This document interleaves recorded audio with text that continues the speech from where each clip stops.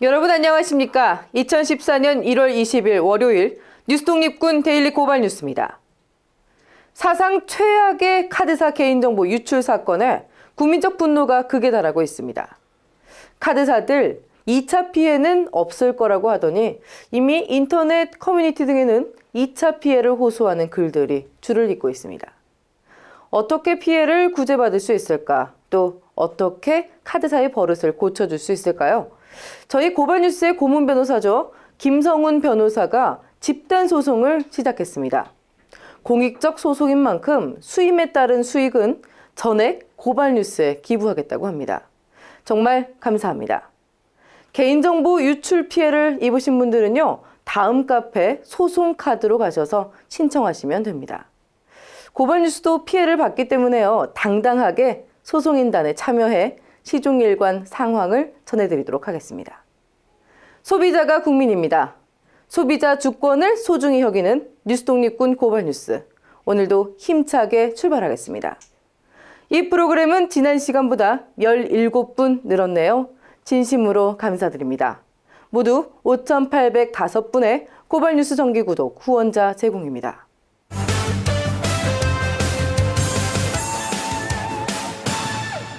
바쁘시더라도 이 뉴스들은 꼭 보시라고 저희가 발로 뛰어 모은 오늘의 고발 뉴스입니다.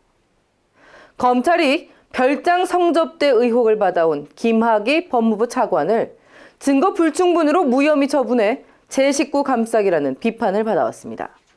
그런데 최근 문제의 동영상에 나오는 인물 명단을 리트윗했다는 그 이유로 벌금형을 받은 네티즌들이 정식 재판을 청구하고 나서는 바람에 자칫 묻힐 뻔했던 성접대 사건이 새로운 국면을 맞게 됐습니다. 네티즌 측 변호인은 문제의 동영상 제출을 재판부에 요구한다는 입장인데요. 동영상 속 인물이 김학의 등이 아니라는 것을 검찰 스스로 입증하기 위해서라도 동영상 공개가 불가피할 것이라는 분석입니다. 검찰이 덮은 진실, 네티즌들이 밝혀낼 수 있게 되기를 저희도 기대해 봅니다.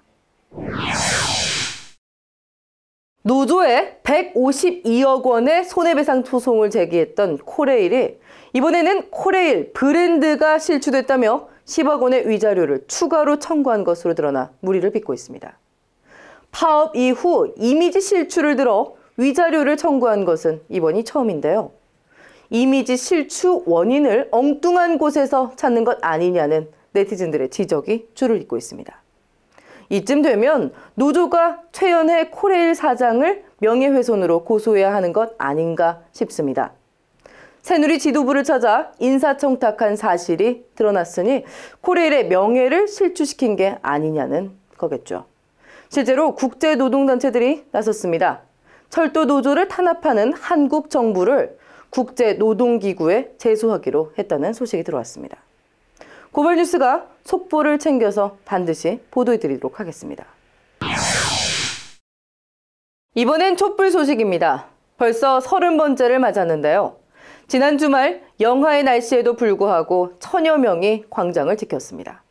이날 집회는 통일운동가 문익환 목사의 20주기를 맞아 추모 문화제 형태로 진행됐습니다. 박근혜 퇴진, 그리고 특검 도입 요구와 함께 철도 의료 민영화를 반대하는 목소리가 어우러졌습니다. 물론 고발뉴스가 함께했습니다. 많은 사람들이 얘기했던 것처럼 그 통일이 무슨 한 건 할 수 있는 그런 문제가 아니고 우리 민족의 모두에게 영혼을 담고 준비해서 가야 될 부분이지 어느 날 하루아침에 그렇게 대박쳐도 낼 수 있는 게 통일이 아니라고 생각을 합니다.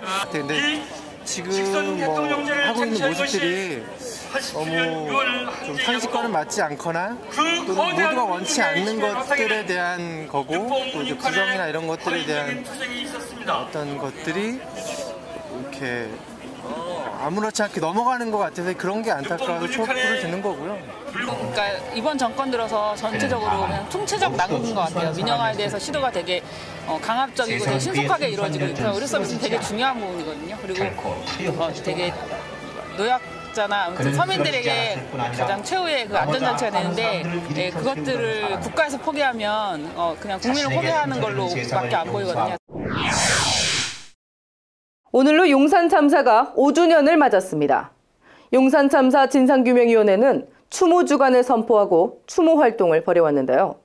지난 주말에는 용산 참사 현장인 용산구 남일당 건물터에서 추모제를 열었습니다. 백기환 선생께서는 용산 학살의 주범 MB를 구속 처벌해야 한다고 목소리를 높였습니다. 이제 용산 학살의 기록을 보시면은 용산 학살은 누가 자행했습니까? 이명박이 했지요? 그렇다면 법과 원칙과 국민 모두의 행복을 좋아한다는 박근혜는 용산 학살의 원흉인 이명박이를 당장 잡아다가 감옥에 넣어야 합니다. 그런데 용산 학살의 원흉을 잡아다 놓기는커녕 우리 서민들을 죽이고 노동자들을 감옥에 넣고 있어. 그렇다고 하면은 시민 여러분, 박근혜는 거짓말하는 거 아니에요? 언론의 공정성을 지키기 위한 파업은 정당하다. 지난주 모처럼 법원에서 낭보가 날아왔습니다. 법원의 판결을 비웃듯 즉각적인 항소 입장을 밝혀 지탄을 받았던 MBC. 당일 뉴스데스크를 통해 판결을 편파적으로 보도하더니 이번에는 1억이 넘는 돈을 들여 수구족벌 신문에 광고까지 게재해 해도 너무했다는 지적이 일고 있습니다. MBC 해직 기자로 요즘 쿠르베라는 원형 디자인 스피커를 출시해 비상한 관심을 모으고 있는 박성재 기자를 만나봤습니다. 회사에서 나와 있으니까 처음에는 뭐 화도 많이 나고 스트레스가 많이 받았지만은 지금은 괜찮아요. 뭐 이렇게 조금 정리가 되고 제가 하는 일도 생기고 하니까 조금 이렇게 차분하게 바라볼 수가 있는데, 안에서 오히려 지금 뉴스를 만들어야 되는데 뉴스를 만들지 못하고, 또 이 현장에서도, 제작 현장에서도 이렇게 여러 가지 제약 때문에 제대로 목소리를 내지 못하는 후배 언론인들을 보면서 너무 제가 가슴이 아프고, 그 친구들이 또 SNS나 아니면 저 술자리 같은 데서 털어놓는 말을 들을 때마다 너무 제가 안타깝습니다. 상황이 더 나아지는 게 아니라 더 악화되고 있다고 봅니다. 네, 지금 MBC 상황은 굉장히 열악하고, 더군다나 또 앞으로 사장 선임 문제에다가 또 선거 이런 거 계속 있으니까 더더욱 더 아마 정권 편파적인, 정권 친향적인 어떤 그런 뉴스를 하게 되지 않을까. 지금까지 오늘의 고발 뉴스였습니다.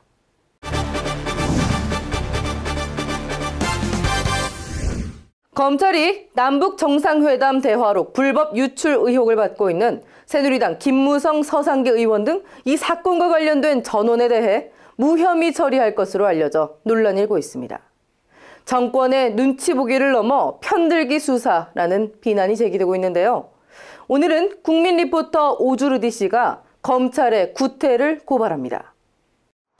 피고발인 주장을 그대로 베끼는 수사도 있네요.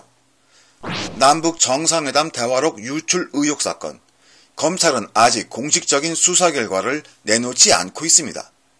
비슷한 시기에 시작된 대화록 실종 사건 수사는 이미 지난해 11월 종결됐습니다. 그런데 검찰은 정작 쉬운 사건을 놓고 시간만 끌어왔습니다.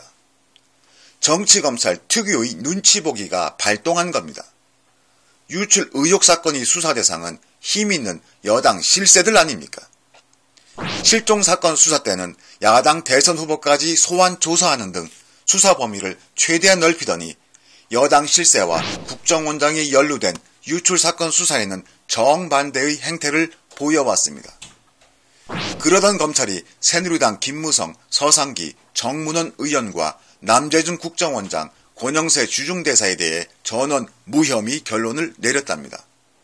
여당 의원들의 주장을 뒤집을 만한 증거를 확인하지 못했다는 게 이유입니다. 찌라시 내용을 토대로 보고를 받아 유세에 활용했다는 게 김무성 의원이 주장이고, 청와대 통일비서관 시절 합법적으로 대화록을 열람했다는 게 정문원 의원이 주장입니다.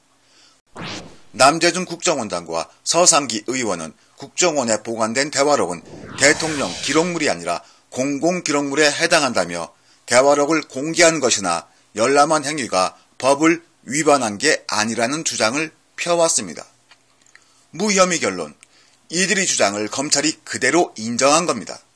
전형적인 짜맞추기입니다. 김무성 의원이 찌라시 주장까지 그대로 인정했다니 황당합니다. 그는 지난 대선 유세장에서 대화록에 들어있는 NLL 관련 내용을 토시 하나 틀리지 않고 읽은 장본인입니다. 그런데도 그의 주장을 액면 그대로 받아들였다니 경악할 일입니다. 어떤 경위로 대화록 내용을 입수해 찌라시로 만들었는지 따져 물어봐야 하는 것 아닙니까? 일찌감치 결론을 내놓고 발표하지 않고 있습니다. 야당과 여론이 눈치를 살피며 시기를 저울질하나 봅니다. 여론과 야당의 반응을 살피기 위한 일종의 간복일 겁니다. 대화록 유출 역시 지난 대통령 선거와 관련 있는 사건입니다. 지난 대선과 관계 있는 사건이면 죄다 뒤틀거나 뭉개려고 하네요. 국민 주권을 조롱하는 권력에게 민심이 얼마나 무서운지 보여줘야 합니다. 고발 리포트 오주리였습니다. 국민 리포터 오주리디 씨의 보도, 여러분은 어떻게 들으셨나요? 다양한 의견이 넘쳐나는 열린 플랫폼을 지향하는 저희 고발 뉴스는요, 보다 많은 파워블로거들의 참여를 기다리고 있습니다. 모든 블로거가 국민 리포터가 되는 그날까지 저희 데일리 고발 뉴스의 문은 언제나 활짝 열려 있다는 사실 다시 한번 말씀드립니다.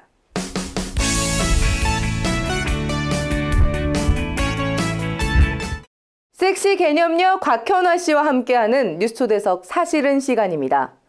오늘은 곽현화 씨가요, 우리 사회의 빈곤 노인 실태를 집중보도해 책으로 출간한 한국 최초 노인 보고서 황혼길 서러워라의 공동저자죠.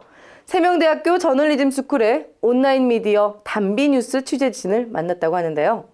취재진이 밝히는 대한민국의 빈곤 노인 실태에 관한 3가지 사실들 함께 확인해 보시죠.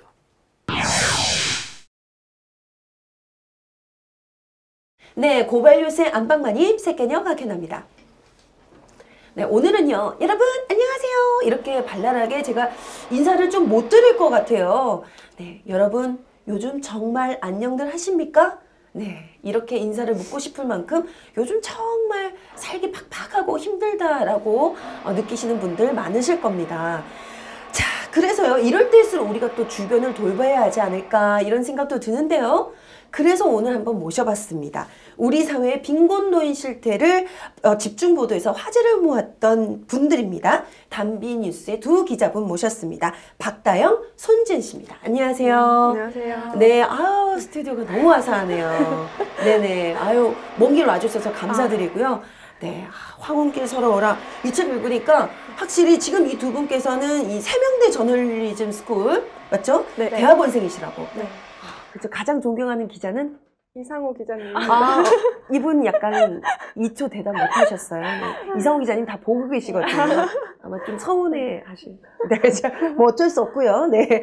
자, 그렇다면요. 저희가 또 할 얘기 많으니까 바로 사실은 들어가도록 하겠습니다. 자, 첫 번째 사실은 노인을 위한 나라는 없었다. 야, 이 노인을 위한 나라는 없다라는 뭐 소설 그리고 영화도 있는데요. 참 이 제목 자체는 굉장히 뭔가 좀 무시무시하기도 하고 씁쓸하기도 하고요. 자, 일단은 가장 궁금했던 것 중에 하나가 또 이 원래 노인 문제 좀 관심 많으셨나요? 이번 이런 그 기획 프로젝트는 어떻게 진행을 하시게 된 건지. 네. 네, 그 시작은 그 제가 다니고 있는 세명대 저널리즘 스쿨 그 과정에서 탐사기획 보도 실습이라는 수업이 있었거든요. 네. 근데 그 담당 교수님이 이번엔 한번 한국의 노인을 주제로 심층 보도를 해보는 게 어떻겠냐고 제안한 것이 시작이 됐고, 네. 저 개인적으로는 그 거의 모든 언론사에서 한때 뭐 폐지 줍는 노인이나 뭐 독거 노인 같은 맞아요. 거를 보도하곤 했었는데, 그때 당시만 화제가 되고 이런 문제들이 여전히 해결되지 않고 있는 것에 대한 안타까움이 있었고, 네. 또 한 가지 더는 현재 노인 세대가 그 전쟁 후에 거의 폐허가 된 국토를 다시 재건한 세대잖아요. 그렇죠. 네, 그리고 또 한때 젊었을 때는 뭐 산업화의 역군이다라고 불리면서 지금의 경제적 부를 이룬 세대인데, 그런 것들이 제대로 그 성장은 됐는데 분배는 제대로 되지 않고 있는 네. 데에 대한 좀 안타까움 같은 것들이 좀 있었습니다. 아, 네, 그렇습니다. 확실히 말씀 너무 잘하시고 벌써 저희가 지금 내용을 한번 좀 책의 내용을 후른 듯한 하지만 바로 이 황혼길 서러워라라는 책 안에 이 두 분의 그 취재 프로젝트가 다 실려 있는데 네, 굉장히 좀 기대가 되고요. 어떤 내용일지 한번 더 저희가 집중적으로 파헤쳐 볼게요. 자, 근데요, 책을 저희가 잠깐 훑어보니까 노인을 위한 나라는 없을까라는 질문을 던지셨어요. 어떻게 답은 찾으셨습니까? 저희는 애당초 답이 나와 있다고 생각을 했는데요. 네. 최근 그 이특 씨 사례를 보면서 굉장히 뭔가 충격이었어요. 치매 노인이 네. 계속 주목을 받았잖아요. 네네. 근데 연말 연시나 뭐 어버이날만 되면 많은 언론에서 노인 문제를 다루는데 막상 그런 현실을 다루고 뭐 대안을 제시하는 것에 비해서 계속해서 이 상황이 바뀌지 않는 것을 저희가 봤거든요. 네네네. 그래서 저희가 이번 계획을 준비하면서도 책을 통해서 많은 사람들이 문제를 제대로 인식을 하고 좀 공감을 하고 변화를 이끌어냈으면 좋겠다고 생각을 했고요. 네. 또 분명한 사실은 저희는 그 노인을 위한 나라가 지금은 아니라고 생각은 하지만 분명히 앞으로는 충분히 그런 나라가 될 수 있다고 생각을 했습니다. 그렇습니다. 참 아까 말씀하신 대로 정말 무슨 특별한 날만 되면 각종 이 관련된 뉴스들이나 소식들이 나와요. 참 가슴 아프고 대책이 마련돼야 된다고 얘기만 나오고 아직까지 해결이 되지 않는 건 사실이거든요. 자, 실제로 우리 OECD 국가 중에서 노인 빈곤율, 자살률 1위라는 굉장히 불명예스러운 사실들이 또 지금 밝혀졌습니다. 자, 왜 아직까지 별다른 대책들이 나오지 않은 걸까요? 그리고 또 실제로 이렇게 취재를 해보셨으니까 네. 실태는 어땠는지 얘기 좀 부탁드릴게요. 네. 이제까지 그 한국 사회에서는 늙으면 아프고 또 외롭고 혼자 산다는 것에 대해서 당연하게 여긴 것 같거든요. 네. 맞아. 입버릇처럼 네. 어른들도 막 그런 말씀 하셨던 것 같아요. 네. 네, 그리고 이전에는 그 자녀 세대들이 당연하게 부모를 뭐 부양해야 한다고 생각을 했는데 현재 그런 30, 40대 자녀 세대들이 사실상 자기 먹고 살기 바쁘고 네. 그러다 보니까 노인들에 대해서 생각을 전혀 못하는 것 같아요. 네. 그렇게 되면서 뭔가 노인들이 자연스럽게 사회에서 소외된 것 같고요. 네네. 또 저희가 취재를 하면서 느낀 것은 그 노인 문제들이 총체적 난국이라고 생각을 했거든요. 네. 그 이유가 어디부터 손을 대야지 이 문제를 해결할 수 있을지 좀 감이 많이 안 잡혔어요. 이게 너무 어마어마한 네. 일들이라. 예를 들어서 뭐 가난한 노인에게 뭐 돈을 준다고 해도 농촌 노인이라고 하면 돈이 있어도 돈을 쓸 곳이 없고 또 병원 가기 힘든 문제도 있고 네. 또 이렇게 계속해서 문제가 연결되는 것들이 있었고요. 네. 또 외로운 문제에서는 뭐 젊은 사람들이 마을로 가면 된다고 하는데 그것은 또 사실상 현실적으로 어려운 부분이 많았고요. 어렵죠. 계속해서 이렇게 문제가 돌고 도는 느낌을 많이 받았어요. 너무 답답한데요. 지금 얘기를 듣는 순간. 자, 이거 어떻게 해결을 해야 될까요? 네, 저희가 첫 번째 사실은 노인을 위한 나라는 없었다. 지금 말씀을 듣다 보니까 지금 현재는 참 노인이 살기에는 각박하다. 네. 현실은 만만치 않다라는 생각이 드는데, 자, 그럼 두 번째 사실 한번 넘어가 보도록 하겠습니다. 자, 두 번째 사실은 대한민국 노인에게 말년은 형벌 그 자체다? 굉장히 무서워요. 자, 우리가 노인을 표현할 때요, 굉장히 또 이런 좀 좋지 않은 좀 네. 약간 부정적 단어를 많이 쓰게 됩니다. 뭐 가난하다, 외롭다, 뭐 아프다, 고통, 뭐 이런 부정적인 단어의 느낌. 자, 이런 수식어를 많이 쓰는데 나이 든다는 게 형벌 같다라고 표현한 부분이 있습니다. 네. 이 책에요. 자, 이런 표현을 쓰신 이유가 또 있을까요? 제가 그 치매 노인 요양원에서 네. 자원봉사를 하면서 취재를 같이 했었는데 네. 그때 본 노인의 모습들을 제가 보고 취재 후기에 그 한국 노인의 말년은 형벌과 다름없었다고 표현을 했거든요. 네, 그때 보면 그 치매 증상 중 하나는 돈에 대한 집착이고 또 하나는 의심인데 네. 그 치매 노인들이 요양보호사한테 가서 며느리가 사준 옷 어딨냐 내놔라 또는 너가 내 돈 훔쳐갔다고 하면서 막 악다구니를 쓰는 경우가 있는데 이게 치매 그 요양보호사들 힘들게 하는 부분인데 네. 차라리 이렇게 의사소통이나 의사 표현을 하는 노인들은 건강한 편이었거든요. 네. 충격적이었던 건 제가 3일 동안 그 식사 시중을 한 할머니는 하루 종일 누워서 생활을 하세요. 그리고 대화 같은 것도 전혀 없고 하루 종일 누워서 생활하시고 밥 먹을 때만 한 10분, 15분 정도 앉아 계시는데 그 소화 기능이 좋지 않으니까 밥은 죽이고 반찬은 전부가 다 갈려서 나오거든요. 근데 시간이 없으니까 그 반찬들을 다 죽에다가 털어 넣고 비벼서 한 숟갈씩 떠 드리는데 그리고 또 약 같은 거 복용해야 하면 그 밥에다 그냥 알약을 넣기도 하고요. 근데 그런 그 자기의 입맛과 상관없이 그냥 마구 비벼진 그런 죽을 먹으면서도 어떤 표정도 없고 이게 뭐 싫다, 뭐 다른 거 달라 이러한 말씀도 잘 안 하시는 거예요. 그런 경우도 있었고 뭐 휠체어에 앉아서 하루 종일 TV를 멍하니 바라보는 노인들도 많았고 그분들은 제가 다가가서 뭐 안녕하시냐 이렇게 물어도 대꾸도 안 하시고 쳐다도 안 보세요. 이렇게 하루 종일을 무료하게 살아가는 노인들을 보면서 노인들도 인간의 기본적인 욕구들이 있을 텐데 그런 것들을 그냥 체념한 채 살아가는 게 형벌과 다름없구나 하는 생각이 들어서 그런 표현을 제가 했습니다. 참, 손지은 씨 말씀하시면서 좀 그때 일이 좀 약간 떠오르시나 봐요. 약간 지금 좀 울컥하시는 네, 그런 느낌 받았는데 저희는 보통 그런 얘기를 하잖아요. 우리 젊을 땐 열심히 일하고 우리 말년엔 행복해야지. 뭐 우리 늙어서는 뭐 여행도 다니면서 즐겁게 살자라고 생각했었던 그 행복한 말로가 아니라 정말 실제로 말씀하신 그 처한 환경은 얘기를 들어보니까 형벌이에요. 정말로. 근데 너무 슬프네요. 정말. 네, 자 그러면요. 참 이 책의 내용대로 읽다 보면은 막 그런 생각이 듭니다.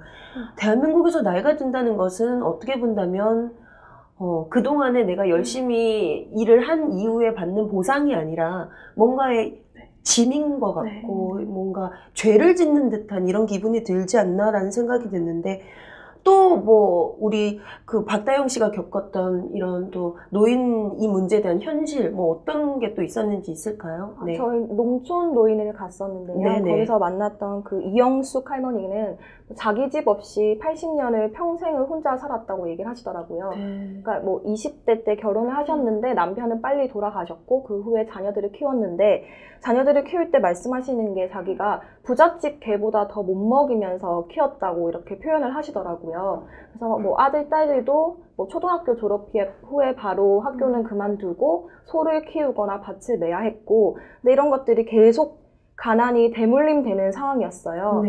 그런 부분도 있었고 또 다른 김모 할머니 사례도 있었는데 이분은 큰딸이 5년 전에 죽었는데 갑자기 쓰러져서 며칠 만에 돌아가셨다고 해요. 근데 그 상황을 할머니께서 설명을 하시면서 차라리 잘된 일이라고 얘기를 하셨거든요. 그래서 제가 어떤 의미에서 그렇게 얘기를 하셨냐고 물어보니 오랫동안 병원에 있게 되면은 돈도 많이 들고 형제들끼리도 그 병원비 때문에 싸움이 났을 거다. 차라리 그냥 며칠 있다가 죽은 게 잘된 일이다. 이렇게 얘기를 하시더라고요. 그래서 뭔가 그 가난이 이 사람에게는 평생의 짐이 되고 자녀도 그냥 보낼 수밖에 없는 상황이 너무 안타까웠고 또 노인들에게 제가 대부분 물어봤던 게 살면서 가장 힘들었던 순간이 언제냐고 물었을 때 대부분이 평생이라고 얘기를 하셨거든요. 근데 저로서는 그 평생이 어느 정도이고 어느 정도의 가난을 경험했는지를 전혀 실감을 못 하겠더라고요. 그래서 그 부분을 이렇게 기사를 쓸 때도 좀 많이 힘들었던 것 같아요. 와, 정말, 네. 저 또한 그랬고요. 이렇게 많은 분들이 농촌하면 유유자적하면서 공기도 좋고 전원생활 즐기면서 얼마나 좋을까라고 생각을 하시는데 우리가 생각했던 그 환상, 어떻게 보면 그 현실과는 전혀 다른 생각이었네요. 자, 어떤가요? 이 농촌 환상과 현실 정말 차이가 많이 납니까? 농촌에 제가 처음 갔을 때 좀 젊으신 그 나이대 속한 50대 분을 만났는데 그분이 말씀하시기를 뭐 그냥 건너편에 어떤 할머니도 지난주에 뭐 자살을 했다더라. 근데 그런 것들이 마을 주민들은 다 알고 있지만 그 가족들이 와서는 그냥 숨기는 것뿐이다. 이렇게 얘기를 하시더라고요. 저는 그 말이 가장 충격적이었던 게 사실 농촌에서 노인들이 자살하는 문제는 외부에 잘 알려지지 않잖아요. 근데 사실상 뭐 많은 사람들이 자살을 한다는 그 사실을 알게 됐고 또 아까도 얘기를 제가 했는데 여기는 가난이 대물림된다는 게 가장 문제였던 것 같거든요. 제가 그 영주 운문 1, 2 노인들을 대상으로 해서 자녀들의 학력 조사를 했었는데요.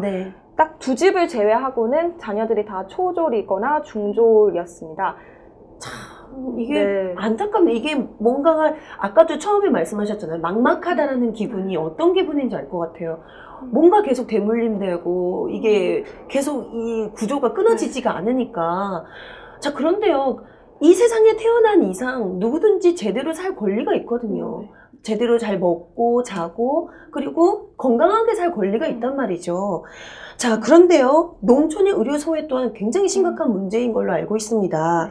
네, 진주 의료원 사태처럼 의료 소외가 점점 이 지방으로 갈수록 심해지는 추세인데 혹시 해결 방안이라고 좀 생각하는 부분 있으실까요? 사실 공공의료를 늘린다는 게 말처럼 쉬운 것은 아니라고 저도 네. 생각을 하거든요. 네네. 그래도 적어도 농촌만큼은 그 손길이 닿아야 된다고 생각을 하는 게 사실 취재한 노인들이 가장 큰 불만이 병원 가기가 너무 힘들다고 얘기를 하시더라고요. 네. 그 농촌에는 버스가 자주 다니지도 않고 만약에 택시를 이용하려고 해도 비용 때문에 부담되는 부분이 많았고요. 네네. 그래서 저희가 좀 대안으로 제시한 것은 그 보건지소를 좀 역할을 늘리자고 책에서 얘기를 했거든요. 네네네. 보통 면이나 읍 단위로 보건지소가 하나씩 있는데 거기에서 좀 노인들을 케어할 수 있는 시스템을 갖추게 되면은 좀 더 편리할 것 같고 네. 또 하나는 뭐 교통수단을 제공해준다든지 뭐 이동식 의료 서비스를 제공하는 방안도 저희가 한번 고민을 해봤거든요. 네네. 굉장히 좋으신 말씀인 것 같아요. 그리고 특히 이 젊은 젊은 사람들도 물론 그렇긴 하지만 이 노인분들은 또 갑자기 뭐 한밤중이나 뭐 어느 시점에 또 이 다급한 상황이 닥칠지 모르기 때문에 이 교통이 굉장히 중요하더라고요. 이 시간 타이밍을 놓치면 굉장히 위험한 병으로 이렇게 발전이 된 경우가 많아서요. 네. 황길 서러워라. 네. 이 책에 관해서 지금 저희가 계속 얘기를 나누고 있고요. 네. 농촌의 의료소외. 이 또한 해결돼야 할 문제점인 것 같습니다. 자, 그러면요. 저희가 세 번째 사실을 함께 넘어가 보도록 하겠습니다.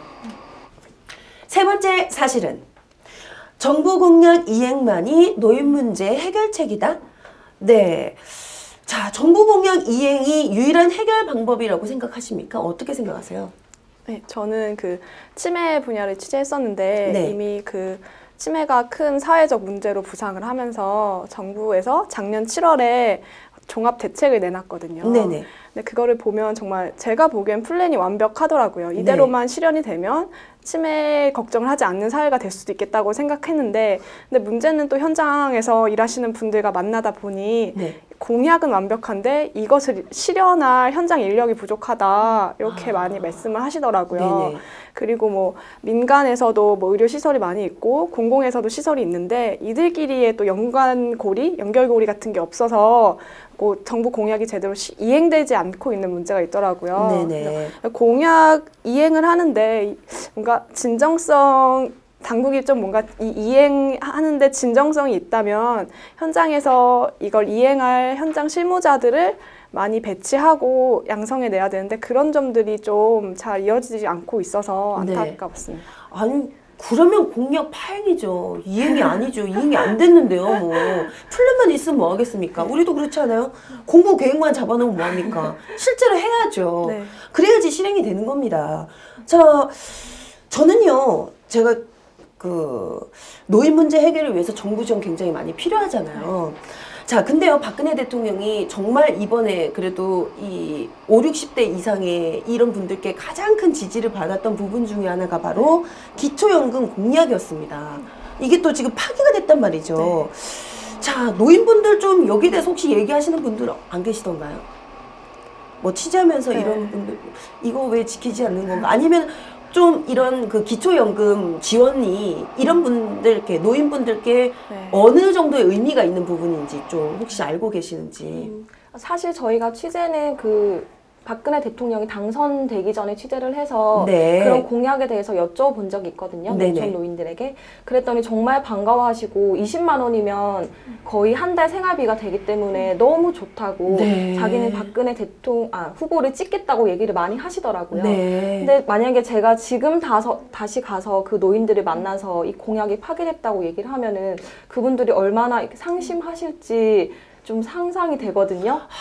그렇죠. 이제 한 달 동안 쓸 수 있는 어떻게 보면은 한 달 생활 비용을 송두리째 뭔가 빼앗긴 기분이지 않을까라는 또 생각이 들고요. 자, 저는 또 굉장히 저희가 관심 가져야 될 부분 중에 하나가 우리 아까 뭐 의료 서비스, 뭐 먹고 자고 생활하는 부분도 좋지만 이 문화적 지원 같은 경우도 굉장히 좀 중요한 부분이라고 생각해요. 옛날에 어느 정치인이 얘기하지 않았습니까? 그 농촌에서 생활하는 노인들을 보고 뭐 다방노인이다 이런 식으로 막 비하하기도 하고, 근데 알고 보면 그분들에게 그 소일거리나 이런 유흥거리가 없기 때문에 그렇게 지낼 수밖에 없는 부분도 있긴 있거든요. 혹시 여기에 대한 이런 대책이 있었으면 좋겠다라는 생각하는 부분이 있으셨나요? 그 노인들이 여가를 즐기기도 전에 즐기려면 일단 시간과 돈이 있어야 하는데 네. 저희가 여러 분야를 취재했지만 공통적으로 나온 어려움이 경제적 어려움이었거든요. 그렇군요. 네, 그래서 뭐 돈이 있어야 여가도 즐기고 뭐 연애도 하고 이렇게 성생활도 하고 할 텐데 그런 것들이 되어 있지 않다 보니까 좀 많은 그 여가를 할 엄두도 내지 않고 못하고 계신 분들이 많았고, 네네. 그리고 또 그 경제적 어려움 때문에 단순하게 가난한 문제가 아니라 그 사회 관계망 같은 것도 단절되고 결국에는 이렇게 고립되어서 홀로 생활하다 고독사로 이어지는 경우도 많았고요. 아, 참 슬픕니다. 저는 여기에 대해서 어떤 문화적 대책이나 이런 것조차 기대할 수 없을 정도로 그 정도로 이 정신이나 이분들의 마음가짐이 각박하다. 굉장히 팍팍하다. 예, 통계 자료를 보니까 한국 노인의 절반이 빈곤층이라고 하더라고요. 아, 참 너무 안타깝습니다. 근데 제가 더욱더 안타깝다라고 느낀 건 어떻게 본다면 우리의 미래일 수도 있는 문제 아니겠습니까? 그렇죠? 네. 자, 그렇다면 이게 뭐 정부 차원뿐만 아니라 어떤 민간이나 지자체 차원에서도 도울 방법이 충분히 있을 것 같기도 하고요. 자, 취재를 하시면서 정말 이런 거 필요하겠다. 좀 아이디어 같은 거 좀 생각나는 거 있으셨는지 나름 생각해 보신 대책 방안 좀 말씀해 주세요. 네. 제가 좀 거시적인 걸 좀 말씀드리자면 그 경제적 어려움을 해결하는 게 첫 번째라고 생각을 하는데요. 예, 그 뭐 박근혜 대통령이 파기했지만 어쨌든 그런 연금 같은 걸로 노인들에게 직접적인 경제적 보조를 해주는 것도 저는 중요하다고 생각을 하는데 그보다 더 중요한 것은 노인들에게 그 양질의 일자리를 제공해서 노인 스스로가 경제적으로 자립할 수 있도록 도와주는 게 중요하다고 생각을 했고요. 근데 현실에서는 뭐 지하철 택배라든지 뭐 세차원 그리고 경비 같은 그런 저임금의 불안정한 일자리가 많은 게 대부분이고 이런 것들이 아니라 그 젊었을 적에 그분들도 어떤 일을 하셨을 거 아니에요. 그럼요. 그분들의 기술과 노하우가 있단 말이죠. 그런 숙련들을 활용할 수 있고 그리고 안정적인 일자리를 좀 많이 개발을 해서 좀 제공해 주셨으면 하는 바람이 있었습니다. 맞아요. 이게 한편으로는 돈을 직접적으로 주는 것도 중요하긴 하지만 이분들이 계속 꾸준히 이렇게 자립할 수 있는 토대를 마련하는 거 정말 중요합니다. 또 생각하신 부분이 있을까요? 저희는 좀 노인을 위한 커뮤니티나 사회가 좀 만들어졌으면 좋겠다고 생각을 했는데 저희가 좀 좋은 공동체 사례를 취재를 했었거든요. 그 사례가 전남 영광의 묘량면에 있는 여민동락 공동체라는 곳인데요. 그곳에서는 그 전체 주민 1,900명 중에 700명 가까이가 노인이라서 늙은 마을이었거든요. 늙은 마을이요? 네, 그러니까 노인들의 비율이 너무 높다 보니까 뭐 일하는 사람은 없고 노인들끼리 그냥 살아가는 그런 곳이었는데 그곳에 그 영광이 고향이었던 어떤 40대 분이 마을로 가셔서 공동체를 꾸려 나가셨어요. 그래서 그 이름 자체가 여럿이 함께 만드는 세상이란 뜻에서 여민동락이라고 지었고요. 여기서 좀 프로그램을 좀 많이 하고 있는데요. 첫 번째는 주간보호센터라고 그 치매를 앓고 있는 노인들을 이제 케어를 해주는 거거든요. 낮에 같이 이렇게 모여서 레크레이션도 하고 같이 밥도 먹고 이렇게 하는 프로그램이 있고, 두 번째는 그 품앗이 학교라고 다른 지역에 있는 주민들이 와가지고 같이 뭐 공부를 한다든지 운동을 한다든지 이렇게 프로그램을 하고 있는데, 그때 뭐 90대 노인을 제가 인터뷰를 했었는데 그분은 사실 한글을 전혀 모르셨거든요. 근데 품앗이 학교를 다니시면서 자기 이름을 처음 써보게 됐다고 얘기를 하셨고요. 또 여기서는 세 번째로 그 마을 기업도 만들어서 뭐 수익을 창출하고 있는데, 영광의 특산품이 그 모신잎 송편이라고 해요. 송편이요? 아우, 송편 맛있죠. 그래서 그 모신잎도 직접 재배를 하고 송편 식량 만드는 과정까지 노인들이 참여를 하시는데 여기서 좋았던 점이 그전에는 할머니들이 혼자 밭을 매셨다고 해요. 네. 근데 이제 같이 일을 하다 보니까 힘든 줄도 모르고 너무 대화를 하니까 좋다고 얘기를 많이 하시더라고요. 네. 근데 이런 프로그램 자체가 뭐 이런 개별적인 프로그램의 좋은 점도 있긴 한데 노인들이 이렇게 입을 모아서 얘기하는 게 젊은 사람들이 와서 우리랑 같이 얘기를 하는 게 너무 좋다고 얘기를 하시더라고요. 네. 그런 부분에서 좀 프로그램 이런 식으로 프로그램을 하면 좋을 것 같고 그때 여기 운영하시는 권혁범 센터장님이 얘기를 하셨던 게 있는데 자기들한테는 그러니까 품앗이 문화를 살리면 좋겠다고 계속 얘기를 하시더라고요. 품앗이 문화. 네, 품앗이 문화는 뭔가 국가가 강제적으로 와서 이런 공동체를 만들지 않아도 주민들끼리 자연적으로 만들어진 문화이기 때문에 이제 시골 마을에서는 이런 것을 살려서 계속해서 발전해 나가면은 현재 그 노인 문제도 조금 해결할 수 있지 않을까 이런 대안을 제시하셨거든요. 네. 저는 말씀해주세요. 그 요양원에서 자원봉사 활동을 했잖아요. 네. 근데 제가 이제 9시부터 5시까지 한 3일 정도를 했는데 네. 5시에 이제 집에 가려고 할머니 저 갈게요 이렇게 인사를 하면 손을 꼭 잡으시면서 뭐 내일도 또 올 거지? 뭐 이렇게 물으시더라고요. 네. 그리고 그때 거기 그 사회복지사 선생님이 뭐 이렇게 수발 드는 것도 중요하지만 가장 중요한 건 말벗을 해드리는 거라고 네. 그때 느꼈던 게 이분들이 참 외로우시구나 네. 많이 외롭구나 하는 걸 느꼈고 그 고독사 취재한 친구들이 그 가져온 자료를 보니까 네. 그 경남 의령군에서는 2007년부터 2013년까지 고독사가 한 건도 없었다고 해요. 네. 그 비결을 보니까 그 지자체에서 뭐 빈집이나 뭐 이런 거를 장기간 임대해서 낮에는 노인정으로 활용을 하고 밤에는 독거 노인들이 모여서 생활할 수 있도록 지원을 했다고 하더라고요. 네. 그래서 이런 외로운 노인들이 함께 살 수 있는 공간을 만들고 이분들이 마음을 나누면서 살 수 있도록 정부가 지원해 주는 게 중요하다고 생각했습니다. 자, 지금 저희가 이제 농촌에 계신 분들, 이제 노인분들에 대해서도 얘기를 했었고, 굉장히 또 요즘은 도심에 계신 노인분들도 많이 외롭고 힘드신 분들 많거든요. 자, 이런 분들 뭐 현 상황 어떤 상태고 또 이분들께 필요한 서비스 어떤 건지 한번 말씀 좀 부탁드릴게요.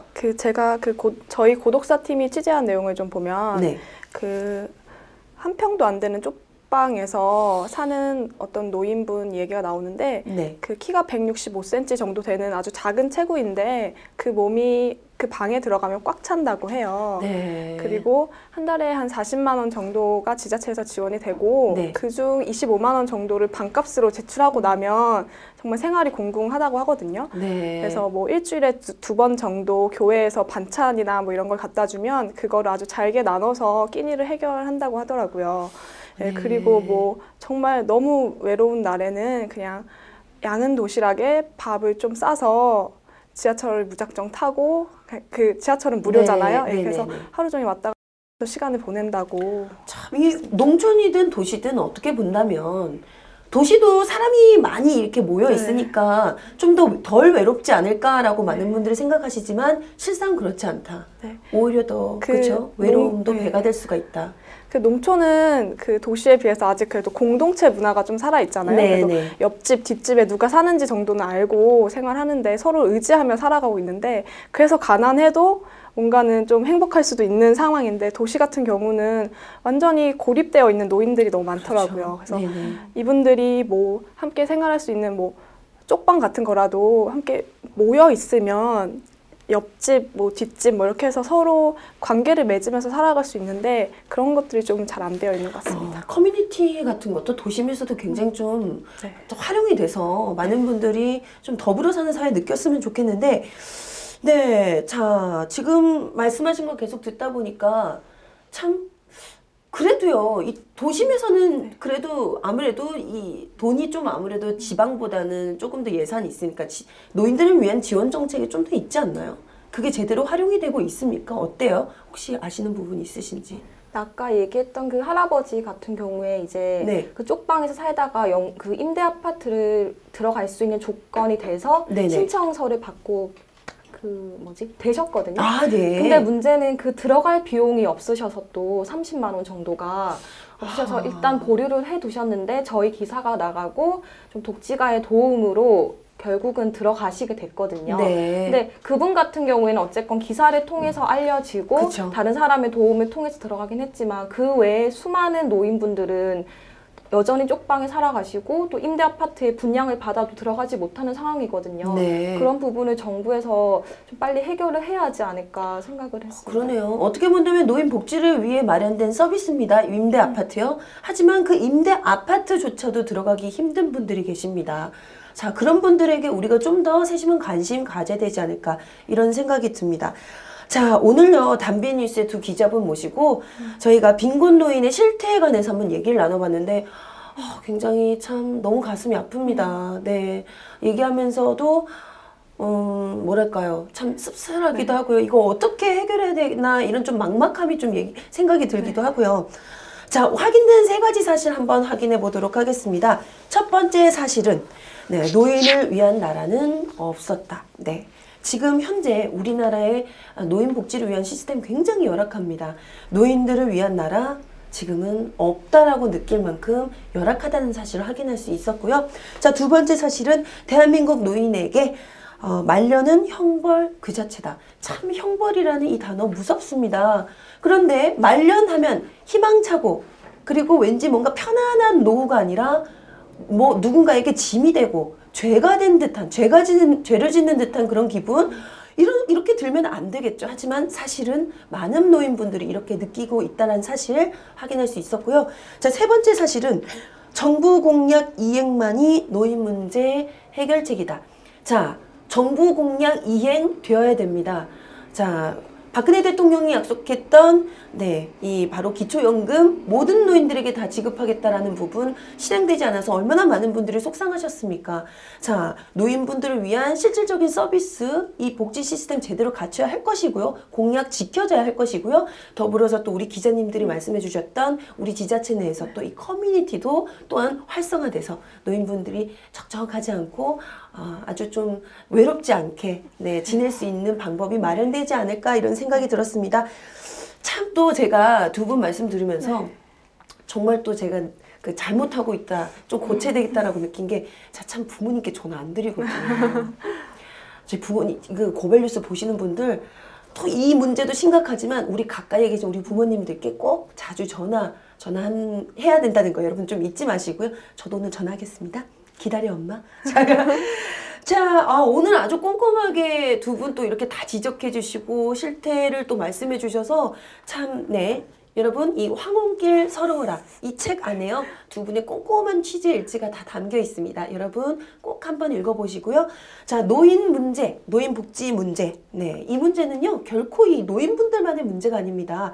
바로 우리의 문제고요. 우리 아이들의 미래에 관한 문제입니다. 여러분 우리가 모두 관심을 꼭 가져야 할 사실이라는 거 여러분 주목해 주시길 바랍니다. 자, 오늘 또 멀리서 또 오늘 와주셔서 이렇게 좋은 말씀 해주시고 너무 감사드려요.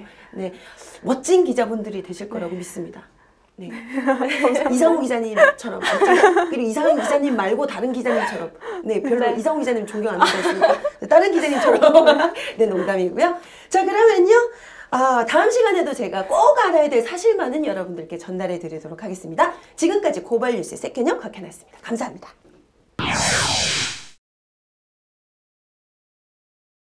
매번 마음을 담은 진행으로 다양한 사실을 이끌어내주고 계시는 곽현아 씨. 오늘 소외된 빈곤 노인 문제에 관한 세 가지 사실도 잘 들었습니다. 수고하셨습니다. 평소 검소함을 유난히 강조했던 박근혜 대통령. 설을 앞두고 새누리당 의원들에게 박근혜 시계를 대량으로 부린 걸 두고 말이 참 많습니다. 선물이 아닌 선거용 뇌물이라는 여론이 비등한데요. 김영삼 전 대통령의 차남 김현철 씨가 따끔하게 한마디 하셨네요. 노무현 전 대통령은 말 한마디로 탄핵까지 당했는데 박근혜 대통령 무더기 시계 선물 사전 선거운동 아니냐라는 겁니다.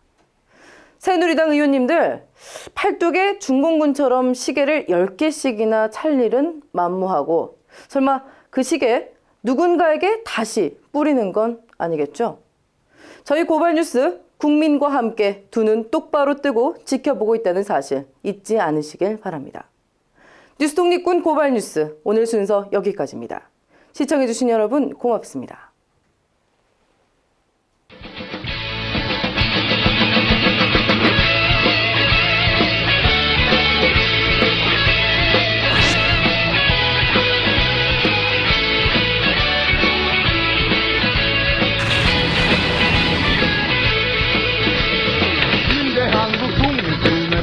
용사야 조국의 부르심은 네가 아느냐. MBC 본사에 계셨을 때는 그 장비 때문에 이렇게 속썩이실 일이 없었겠죠.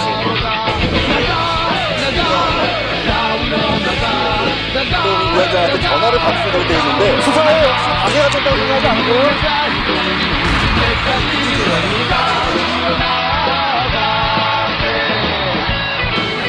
10년 전에 고발뉴스닷컴 이상호 기자의 고발뉴스라고 하는 홈페이지를 만들면서 그때 사실 어렸을 때 초년병 기자 생활을 할 때부터 너무 많은 사람을 구속시켰거든요. 그리고 너무 많은 사람을 다치는 걸 봤고, 근데 내가 도대체 이 기자직을 왜 하는 건지 되게 회의가 됐더라고요. 그래서 내가 그 홈페이지에도 담아놓은 얘기지만 내 국민의 산물이에요. 그러니까 고발은 사람에 대한 증오가 아니라 사회에 대한 사랑입니다.